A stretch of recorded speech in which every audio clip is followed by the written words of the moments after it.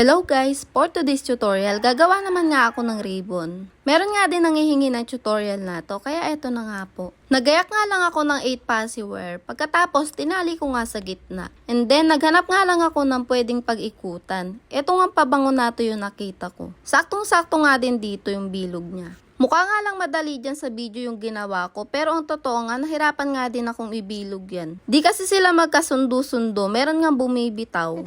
Pag napagsama-sama mo na nga sila, ayan, tanggalin mo nga lang ng dahan-dahan yung pinag-ikutan mo. Tapos, itali mo nga lang na mabuti para hindi nga sila makawala. Ganun nga lang din yung gagawin sa kabila.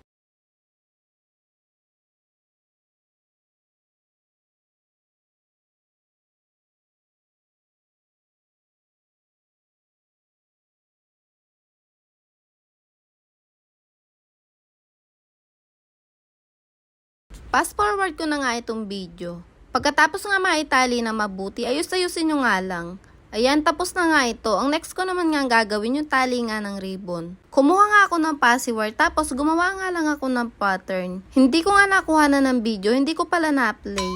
Basta ganyan nga lang yun, tinakpan ko nga lang ng passy wire yung mga siwang. Dalawang ganito nga yung gagawin. Bahala na nga kayo kung gaano nga kahaba yung gusto nyong gawin tali ng ribbon. Pagkatapos, idikit mo na nga siya dun sa ginawa natin kanina. Ganun nga lang po siya kadali. Hanggang dito na lang po. Salamat po sa panonood.